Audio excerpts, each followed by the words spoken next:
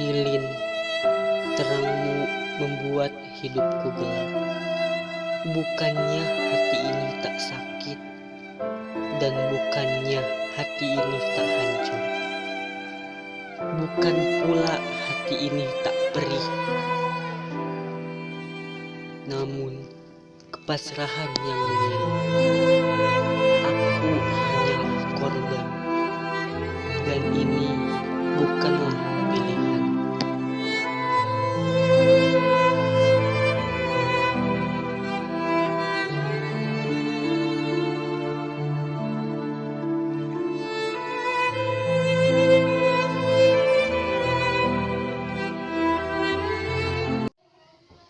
Hai, saya Ogi. Di sini saya akan mereview novel yang berjudul Lilin, karya Saniyah Putri Salsabila.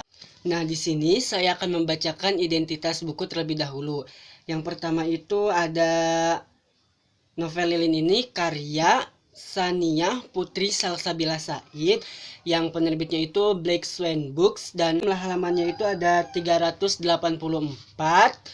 Dan ini cetakan pertama itu pada bulan Juli 2020 dengan nomor ISBN 9786239349448.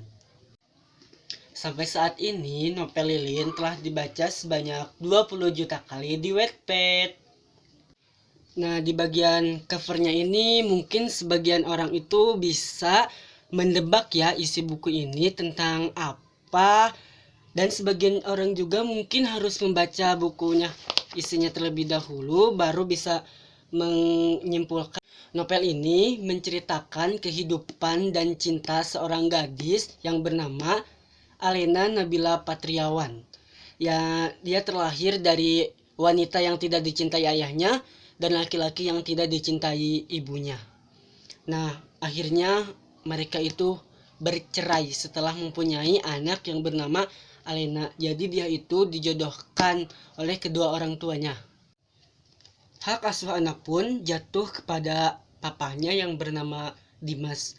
Alena ini hanya mempunyai keinginan, namun semesta punya kenyataan. Jadi di novel ini Alena sebagai korban dari broken home gitu. Nah, Alena pun tinggal bersama ayah kandungnya. Bukannya bahagia, tetapi itu adalah awal dari penderitaan Alena yang harus dia alami. Dikala hari spesial itu datang bagi Alena, hanya lilin dan alat pematik yang selalu setia menemaninya. Terangnya lilin tak membuatnya bersinar. Sinar itulah yang membuatnya gelap. Dalam novel ini, Alena digambarkan dengan sosok wanita yang cantik dan cerdas dalam bidang akademik maupun non-akademik. Nah, di sini juga ada tokoh Devan yang digambarkan dengan sosok pria tampan dan begitu cerdas. Tamparan demi tamparan, cambukan demi cambukan, kebencian yang ia dapatkan selama dia hidup bersama ayah kandungnya. Padahal Dimas adalah ayah kandungnya. Hanya karena Alena adalah anak yang terlahir dari wanita yang tidak dicintai Dimas, maka Alena tidak layak mendapatkan kasih sayangnya. Singkat cerita, ketika Alena mengambil uang ayahnya di ruang kerja, dia mengambil uang itu bukan buat poya-poya, melainkan dia untuk berobat jalan karena penyakitnya yang sudah parah itu. Aksi Alena tersebut diam-diam direkam oleh Nenek Nur. Nenek Nur itu adalah nenek Naila atau ibunya dari Dinda. Nah, Nenek Nur ini tidak suka sekali kepada Alena karena Alena tinggal bersama Dimas. Karena itu tidak mau harta Dimas itu sepenuhnya untuk Alena. Aksi Alena pun dilaporkan kepada Dimas. Terjadi kepada halaman 293. Dimas menampar Alena sangat kuat hingga gadis itu tersungkur ke lantai. Alena memegang sudut bibirnya yang berdarah. Dia menatap Dimas dengan pandangan terluka. Pria itu telah menampar Alena untuk ketiga kalinya. Dinda dan Naila hanya diam melihat kejadian itu. Ini pertama kalinya mereka tak bereaksi. Sementara Nur, ibunya Dinda, sudah tersenyum manis. "Papa, kenapa nampar aku?" tanya Alena meringis hingga ingin mengeluarkan air mata. "Dasar anak tidak tahu diri," teriak Dimas. Alena mencoba berdiri dan sedikit mundur, melihat Dimas sekarang seperti melihat saat papanya marah 10 tahun yang lalu. Alena mencoba menjelaskan semuanya pada Dimas. Dia membutuhkan uang itu untuk biaya perawatan penyakitnya. Penyakit yang sangat mematikan. Alena butuh uang yang lebih banyak. Makanya dia harus mencuri beberapa uang. Tindakannya memang salah, tapi dia tidak bisa melakukan apapun selain mencuri.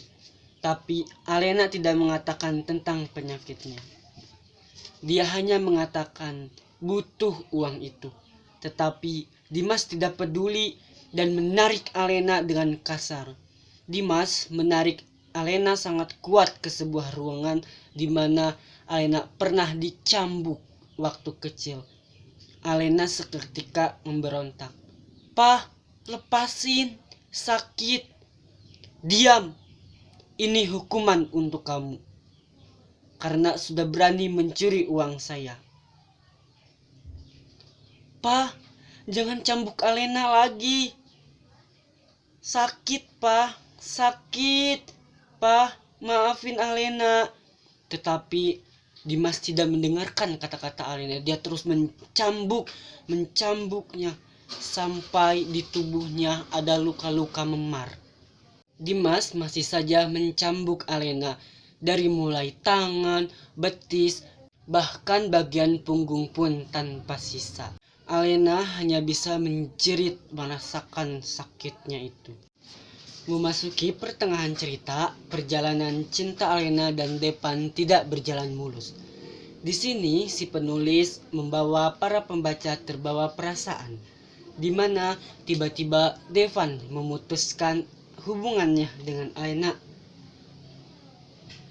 tanpa alasan dan sebab.